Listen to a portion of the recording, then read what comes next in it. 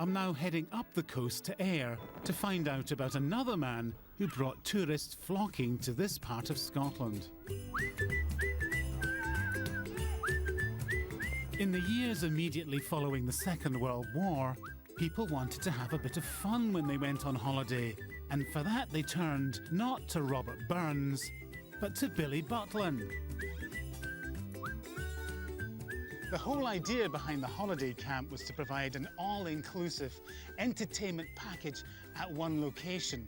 It was actually inspired by Billy Butlin's own experience of the great British seaside holiday, where guests were regularly thrown out of their boarding houses in the morning, couldn't get back in again until tea time, with nothing to do and nowhere to go.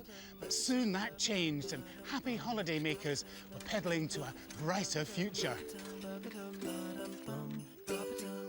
The Butlins camp at Ayr opened in 1947, and the philosophy was simple: a week's holiday for a week's pay.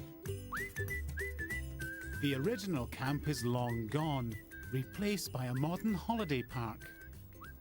Here I'm meeting writer and Butlins fan Catherine Ferry. Catherine, I imagine the view has changed a lot since Butlin's heyday. Absolutely it has, and you can't really visualise it today, but Billy Butlin was really all about creating a holiday atmosphere, and so his camps had lots of colourful spaces in them. That was really important. So he was providing the colour of summer, even if it was raining. Yeah, absolutely, That was the idea, yeah. You think how the country was just grey in the war years. Billy Butlin designed the camp specifically so they had this sort of air of another place. All the fences were painted in primary colours, and there were fairy lights hanging up around the camp and gardens with full gladioli and roses. I mean, really colourful. There would have been on the front here the outdoor pool, and there was the cable car that brought you down from the hill down to the main buildings. Cable car? Absolutely, yes.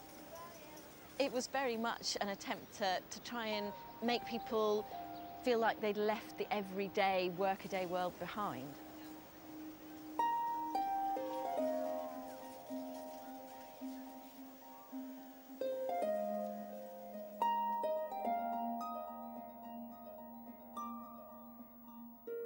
This series of postcards, produced at the height of Butlin's popularity, make it all seem incredibly glamorous. And the British public kept coming back for more. Just the sort of thing that I always imagined you could do at Butlins. Do something crazy and surreal, like pedal a giant swan on Swan Lake. Yeah, Butlins always had his boating lake, but there were all sorts of competitions for every member of the family. So, glamorous grandmother, there was the Bonnie baby competitions, beauty contests, of course, all sorts, even the shiniest bald head. There were competitions for eating Chinese food with chopsticks when that was a really new thing. It's like knobbly knee competitions. What was all that about? That's an old favourite. It's all kind of very self-mocking. Is that a kind of very British British I think it's a thing? very British trait, isn't it? We're not really taking ourselves too seriously. No. And how could you be in a giant swan? No, exactly. Tell you what, you seem to be sinking here. I think we are sinking. I think it's seriously sinking, yes. By the mid-60s, Butlins Ayr was one of 10 camps nationwide, places where working people could enjoy an affordable holiday and good, clean family fun, even when it rained. And entertaining campers was executed with military precision. A glance at this programme from 1949 gives you an idea of just how closely the Butlins experience was timetabled. The day kicks off at 8 o'clock with Good Morning Campers, and then at 10 o'clock you had Keep Fit with Sandy in the ballroom.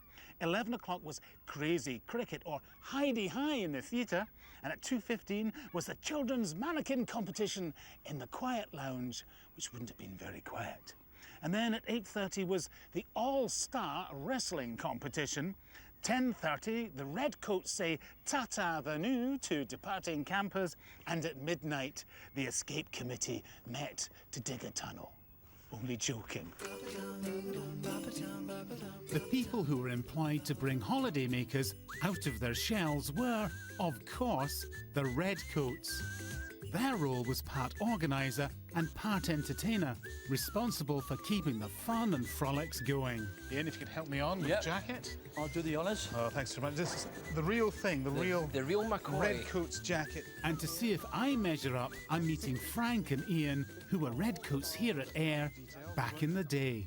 Don't forget the buttons. Right, was that important? Oh yes, you had to keep the buttons fastened all the time. Right. It didn't matter if the jacket didn't fit, you still had to put the buttons on. Oh yeah, I mean, you know, sometimes we got late in the season, we got what was left. What do you think? I think, but there is one thing missing. There is something Yes. missing? Really? White handkerchief. Goes in the Now, top why pocket. is a handkerchief lying here? It was the tradition. That was the finishing touch for any Redcoat uniform. Right, sartorial flourish. Yeah, it's just an added finish. You were in a new world. You were in a special world that didn't exist beyond those gates. You had to be always smiling.